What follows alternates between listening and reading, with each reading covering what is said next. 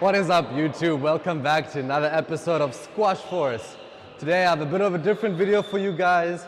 This one is for beginner players. If you've just started squash, if you're just about to start squash, or you've already been playing for a couple of weeks or even months, these tips are for you. So make sure to tune in, look at these tips, and see if they help you. So let's get right into the video. All right, so the first thing I like to teach beginners is the basics of squash. So the middle line you see on the court that meets the service line here, you can see how these lines form a bit of a T. This we call the T, and this is right about the middle of the squash court.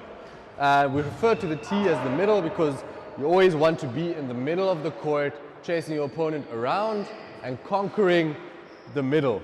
At all levels of squash, this is the end goal. This is what you want to achieve. So after every shot you play, come back to the middle. This is my number one tip for all the beginners out there. So after every shot you go and play, say I play a ball here, make sure to come back to the middle. Or I play a ball here, make sure you come back to the middle. And you can practice this very simply without any players, just like I did right here. Or when you're playing with your opponent, keep reminding yourself to come back to the middle. And yeah, I'd say that's the first fundamental of squash. Now, the second fundamental, guys, I cannot stress this enough, is racket preparation.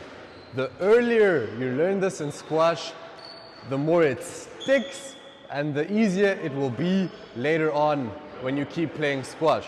So for me, I never really learned this as a junior. So to this day, I really have to remind myself to focus on my racket preparation because I didn't learn it at a young age. So I think this is super important to do when you're starting off squash or you've just started squash. So with racket preparation, what do I mean?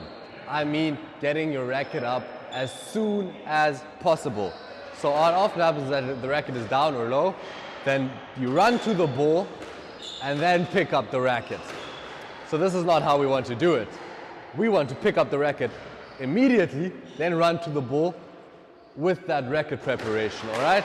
So tip number 2, get that racket up as early as possible. Even when you're on the tee, always keep it kind of up and then first move to the ball, racket up, right? That's tip number 2. So tip number 3. This tip is a bit more advanced.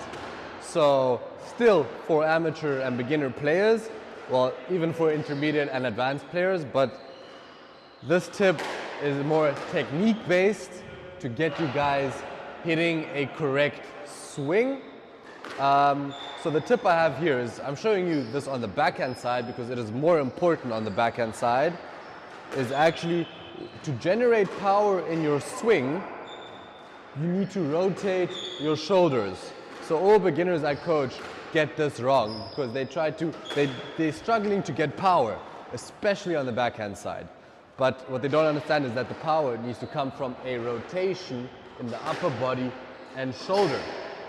So a great tip here is that you want your shoulder to almost be facing the back corner of the court. And from that rotation, you release the racket as straight as possible. Like really follow through after that ball. You know, you can do it on the forehand as well. Don't turn too much, but get some upper body rotation in the ball. And this is where the power will come from. So like I said, guys, a bit of a different video for you this week. Yeah, mainly made for beginners really trying to get into squash. I'm sorry for my advanced players for who this may have been a bit boring, but everyone in squash needs to have these basics down to a T. So to recap them quickly, think of the T, always come back to the middle of the court and try to play the ball away from the middle so that you can conquer the middle yourself. Then tip number 2 was get the racket up early, hit the ball. This buys you so much more time, makes you hit the ball smoother, makes everything so much easier. And then lastly, get some rotation in your shoulder to create power. Guys, make sure to try these out. If you're a beginner or intermediate player and this video has helped you, please drop a like, subscribe to my channel, and Let me know in the comments if this has helped. Let me know about any squash problems you guys have been having. Maybe I can make a video on those. And thanks again for tuning in, and until next time.